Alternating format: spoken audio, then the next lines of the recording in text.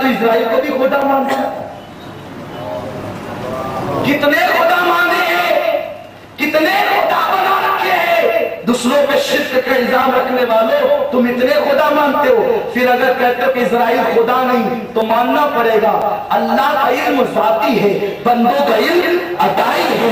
کون کہاں رہے گا ذاتی طور پہ اللہ جانتا ہے, اور اللہ کی عطا سے اسرائیل جانتے ہیں کون کہاں رہے گا. ارے جب اسرائیل غلام ہو کر جا رہے ہیں تو میرا نبی امام الانبیاء ہو کر کیوں نہیں. یہ سورہ لقمان کی تیسری بات ہے. قیامت کب آئے گی؟ کل. کیا ہوگا؟ کون؟ کل کیا ہوگا؟ ایک حدیث اور سن لیں, یہ مسلم شریف کی حدیث ہے, یہ مسلم شریف کی حدیث ہے. آقا علیہ السلام خیبر کے موقع پر قلعہ فتح نہیں ہو رہا تھا. آقا فرماتے ہیں کل میں جھنڈا اس کو دوں گا جو اللہ کا محبوب ہے. ہاں, مسلم میں بھی ہے, بخاری میں بھی, دونوں کتابوں میں متفق علیہ حدیث ہے, اور مضبوط ہوگی حدیث کی سند. آقا فرماتے ہیں کل یہ جھنڈا میں اس کو دوں گا جو اللہ رسول کا محبوب ہے, اور اللہ اس کے رسول سے محبت کرتا ہے, اور انشاءاللہ کل اس کے ہاتھ پر خیبر فتح ہو جائے گا. کل جس کو دیں گے, کل کی بادل کو تو مر بھی سکتا ہے, اور کیا ضروری کہ کل فتح, اتنے دن سے فتح نہیں ہو رہا, کل کیا ضروری ہے فتح ہو جائے. لیکن نبی کو پتہ ہے کل کیا ہوگا, نبی کو معلوم ہے قیامت تک کیا ہوگا, تو کل کی بات کیا ہے. ارے کل ان کے سامنے ہاتھ جوڑ کر حال میں کھڑا ہے, ہر زمانہ ان کے سامنے کھڑا ہے, ہر زمانے میرے نبی کے زمانے. اور پھر کیا ہوا؟ صحابہ نے بھی کہا یا رسول اللہ سورہ لقمان کی آیت ہے اور آپ کیا شرک کر رہے ہیں. معاذ اللہ, یہ نہیں, وہ صحابی تھے. کیا تھے؟ صحابی, انگریزوں کے غلام نہیں تھے. اس لیے صحابہ بے قرار ہے, بے چین ہے. کل کس کو جھنڈا ملے گا؟ کیونکہ نبی نے تو کہا کہ اللہ کا محبوب ہے اور اللہ کے رسول کا محبوب ہے, اور اللہ رسول سے محبت کرنے والا ہے. نبی نے جس کو محبوبیت کی سند عطا کی ہے, کل کس کے آپ کو جھنڈا ملے گا؟ جس کو جھنڈا ملے گا وہ فاتح خیبر بھی ہوگا, خدا و رسول کا محبوب بھی ہوگا. لوگ سوئے نہیں, رات کروٹیں بدل بدل کر بے چینی میں گزارا.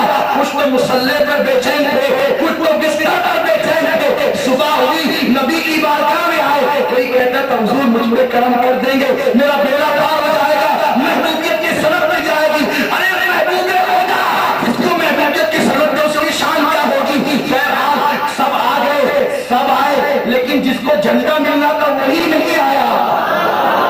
سب آ گئے, جس کو جھنڈا ملنا تھا وہی نہیں آیا. گویا کہ یہ نبی کی شان ہے, کبھی جا کر دیتے ہیں, کبھی بھلا کر دیتے ہیں. شاید تو سب کہہ رہے جھنڈا کس کو ملے گا, لیکن یہ تقدیر میں علی کے لکھا ہوا تھا. آپ نے پوچھا علی کہاں ہے, علی کہاں ہے؟ صحابہ نے کہا حضور علی بیمار ہے. کیا بیمار بھی کبھی فاتح ہو سکتا ہے؟ اب تو نبی پاک کو معاذ اللہ خاموش ہو جانا چاہیے تھا, یار جس کے بارے میں کہا تھا تو بیمار ہو گیا. لیکن نہیں, نبی کی شان کیا ہے, میرے نبی کی شان کیا ہے. آئین علی کیا ہے, حضور وہ بیمار ہے. کیا ہوا نبی کو؟ حضور آشوب چشم. دیکھو بیماری بھی کون سی, توجہ آپ کی توجہ چاہتا ہوں, توجہ. میں بیماری کون سی؟ پیٹ کا درد ہو جیسے تیسے لڑائی ہو سکتی ہے, پیٹ میں درد ہو جیسے تیسے لڑائی ہو سکتی ہے, پیٹ میں درد ہو جیسے تیسے, آنکھی نہیں کھلتی لڑائی کیسے ہو, آنکھی نہیں کھلتی. آشوب چشم, جس کو آشوب چشم ہوا ہے بیچارہ جانتا ہے. ایسی آنکھیں کھبکتی ہیں نا, ایسا لگتا ہے کہ جیسے کچھ گڑ رہے آنکھ میں, آنکھ کھلتی نہیں. سورج کی شعائیں دشمن سی معلوم ہوتی, زہر قاتل معلوم ہوتی, لیکن آشوب چشم کو کبھی برا مت سمجھنا, کیونکہ وہ علی کے پاس آئی ہوئی بیماری ہے. آقا فرماتے آشوب چشم آتی ہے تو اس سے بینائی میں اضافہ ہو جاتا ہے. اجازت دے تو ایک بات کہہ دیں، حالانکہ کہنے کے لیے بٹھایا، میں تقریر کہوں گا بغیر اجازت، لیکن یہ نقطہ اجازت لے کر کہوں گا. کیا کہوں گا؟ سنیں گے آپ، سنیں گے آپ. آشوب چشم سے روشنی اس لیے بڑھ جاتی ہے، بیماری علی کے پاس آتی ہے تو وہ بھی فائدے مند ہو جاتی ہے. بیماری علی کے پاس آتی ہے تو وہ بھی فائدے، علی کے پاس بیماری آ کر شفا بن جاتی ہے. بیماری علی کے پاس آ کر شفا بن جاتی ہے. ہر بیماری نقصان دے کر جاتی ہے، مگر جو بیماری علی کے پاس آتی ہے اس کو گمراہ مت کرو، اس سے پناہ مت مانگو. وہ آتی ہے تو آنے دو، جب جب آئے گی تمہاری آنکھوں میں روشنی بڑھا کر جائے گی. تو گویا علی وہ ہے، اس کی چوکھٹ پہ بیماری بھی آتی ہے تو شفا بن جاتی ہے. وہ علی کیا ہے؟ کہا حضور اس کی تو آنکھیں نہیں کھلتی، بہت درد ہے آنکھوں میں. اب حضور نے یہ نہیں کہا یار میں تو تمہاری طرح بشر ہوں، جو بول دیا تب بول دیا، میری بات واپس نہیں. ایسا نہیں، ایسا نہیں ہوگا. آیا کہتے بلاؤ علی کو، کل کیا ہوگا نبی کی زبان سے نکل چکا ہے. یہ وہ نبی ہے اگر کہہ کے دن کو رات کو رات ہو جائے گی اور رات کو دن کہیں گے، دن نکل آئے گا. خدا نے اپنے قلمدان کو نبی کی مرضی کے تابع کر دیا ہے، نبی کے تابع کر دیا ہے. اسی لیے تو امام کہتے ہیں نعمتیں بانٹا جس سمت وہ ذیشان گیا، نعمتیں بانٹا جس سمت وہ ذیشان گیا، ساتھ ہی منشی رحمت کا قلمدان گیا. نبی نعمتیں بانٹنے پر آتے ہیں، نعمتیں بانٹنے پر. تو مقدر میں جو نہیں لکھا ہوتا ہے نا وہ بھی لکھ دیا جاتا ہے. کیوں لکھ دیا جاتا ہے؟ حضور جدھر جاتے ہیں اللہ کا قلم دان ساتھ ساتھ جاتا ہے. تقدیر میں نہیں لکھا ہوتا اس کو 8 دن کی زندگی بڑھا دی جائے، جب حضور ڈالنا چاہتے ہیں تو خدا کا قلم لکھ دیتا ہے اس کی 8 دن کی زندگی زیادہ ہو گئی. نکاح ہوتا ہے کہ اس کی عمر 90 سال، حضور چاہتے 92 سال ہو جائے، قلم دان پیچھے پیچھے جاتا ہے. آقا کے حضور چاہتے 92 ہو جائے تو قلم دان 90 مٹا کر 92 لکھ دیتا ہے. ساتھ ہی منشی رحمت کا قلم دان گیا. اعلیٰ حضرت کیا اعلیٰ حضرت ہے، بڑے مزیدار اعلیٰ حضرت ہے، بڑے اچھے اعلیٰ حضرت ہے. نبی کی کیسی شان بیان کرتے ہیں. آقا نے فرمایا بلاؤ علی کو. علی کو بلایا اور بلایا تو کیا کیا؟ اپنا لعاب نکالا. لعاب نکال کر علی کو پہنا دیا. علی کہتے ادھر لعاب لگا اور اسی پل میری آنکھیں اچھی ہو گئی. ایسا لگا آنکھوں میں درد ہی نہیں، شفا بھی دے دیا. نبی شافی بھی ہے، نبی شافی بھی ہے. اگر اپنی طرح کہنے کا شوق ہے تو ذرا ایک مرتبہ اپنی آنکھیں میں اپنا لعاب لگا کر دیکھیں تو پتا چلے گا کہ آنکھیں اچھی ہوگی تو اور بیمار ہو جائے گی. لیکن یہ میرے نبی کی شان ہے. بخاری مسلم کی متفق علیہ حدیث عرض کر رہا ہوں. مسلمانوں الحمدللہ آپ سنی ہو، اپنی سنیت پہ ناز کرو. اللہ نے آپ کو اس مسلک پہ رکھا ہے کہ آپ کے جتنے عقیدے ہیں سب کی دلیلیں قرآن اور حدیث میں موجود ہے. تو علی کی آنکھوں میں لعاب لگا دیا اور پھر جھنڈا علی کے ہاتھ میں عطا کر دیا. علی جھنڈا لیے اور آگے بڑھے. آدمی کے سیدھے ہاتھ میں طاقت زیادہ ہوتی ہے، لیکن نبی نے کہا تھا کل جھنڈا اور کل جھنڈا جس کے ہاتھ میں دیا جائے گا جس کو اللہ اور رسول سے محبت ہے اور وہ اللہ رسول کا محبوب ہے. جھنڈا نبی نے دے دیا علی کے ہاتھ میں. علی نکلے اور نکلنے کے بعد وہ 80 من کا دروازہ آپ نے الٹے ہاتھ سے اکھاڑا اور اکھاڑ کر کے کئی وقت تک کئی دائر تک آپ بھال بنا کر اس سے لڑتے رہے. اور جب علی نے الٹے ہاتھ سے وہ دروازہ پھینک دیا تو 80 صحابہ اگر اس کو اٹھانا چاہتے تھے تو اٹھا نہیں پاتے تھے. یہ علی کی کبھی زنجیر ہلتی ہے، کبھی درکار جاتا ہے. علی کا نام لینے سے خیبر جاتا ہے، کبھی زنجیر ہلتی ہے، کبھی درکار جاتا ہے. علی کے نام سے اپنی خیبر کاٹ جاتا ہے. اور پھر آقا علیہ الصلوۃ والتسلیم کی حدیث پر کسی نے ایک مصرع لگایا ہے، کہتے شاہ مردان شیر یزدان قوت پروردگار لا فتح الا علی لا سیف الا ذوالفقار. علی کی طرح کوئی جوان نہیں، ذوالفقار کی طرح کوئی تلوار نہیں. کل کیا ہوگا؟ خیبر فتح ہوگا. حضور نے کہا کل کیا ہوگا؟ فتح ہوا کہ نہیں ہوا؟ تو قرآن کہتا ہے سورہ لقمان. اب آپ سمجھیں سورہ لقمان کی آیت کا ترجمہ کیا ہے؟ ذاتی طور پر کسی کو، لیکن اللہ کی عطا سے ماں کے پیٹ میں کیا ہے؟ یہ بھی اس میں یہ ماں کے پیٹ میں اب تک تو نہیں ہے نا؟ بولو ماں کے پیٹ میں کیا ہے؟ اللہ کے سوا کسی کو نہیں ملا. آج سونوگرافی بتاتے ہیں. لوگ اسلام کا مذاق اڑائیں گے. ترجمہ ہوش میں کیا کرو، نشے میں مت کیا کرو. تقریریں ہوش میں کیا کرو، نشے میں مت کیا کرو. موت امام مالک کی حدیث ہے. امام مالک کی موت ہے، اس کی حدیث ہے. ام الفضل مراد سے تھی. ام الفضل کون؟ حضور کی چچی جی، حضرت عباس کی بیوی، حضور کی چچی جی. ام الفضل مراد سے تھی. پیٹ میں بچہ تھا. حضور کے سامنے سے گزری، آقا کے سامنے سے گزری. آقا کی ام الفضل اپنی چچی پر نظر پڑی. حضور نے کہا چچی اللہ تجھے بیٹا دے گا. میرے نبی کہے چچی اللہ تجھے بیٹا دے گا. جب وہ پیدا ہونا اس کو میرے پاس آنا. بچہ پیدا ہوا، بیٹا ہی ہوا، لے کر آئی. حضور نے اپنا لعاب نکالا، چٹایا، کان میں اذان تھی اور کہا چچی میں اس کا نام عبداللہ رکھتا ہوں. دعا کی اللہم فقہہ فی الدین، اے اللہ اس کو دین کی سمجھ عطا فرما. کون؟ عبداللہ کو، عباس کے بیٹے عبداللہ ابن عباس کو. دعا کی اللہم فقہہ فی الدین. اس کے بعد پھر نبی نے اپنی چچی کے ہاتھ میں دیا. کیا کہہ کے دیا سنو. ایک حدیث میں کتنے جوابات ہیں. آقا فرماتے چچی خلفاء کے باپ کو لے جاؤ. چچی خلفاء کے باپ یعنی اس کی اولاد میں خلفاء پیدا ہوں گے، حاکم پیدا ہوں گے، حکومت کرنے والے پیدا ہوں گے. اور یہ بھی کہا چچی اس کی اولاد میں جو خلفاء ہوں گے بعض تو ظالم ہوں گے، بعض عادل نیک محبوب ہوں گے. اور اسے لے جاؤ.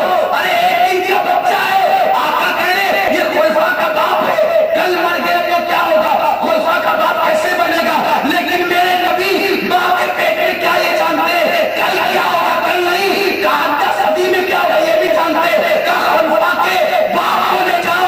جب حضرت عبداللہ بڑے ہوئے اللہ نے انہیں اولاد عطا کی. انہی کی اولاد میں ہارون رشید جیسا خلیفہ پیدا ہوا. خلفاء عباسی انہی کی نسل میں پیدا ہوئے. میرے نبی کل نہیں جانتے، ہر روز میرے یہاں جانتے ہیں، دخول جنت تک جانتے ہیں. ماں کے پیٹ میں کیا وہ بھی بتاتا کیا رہے گا.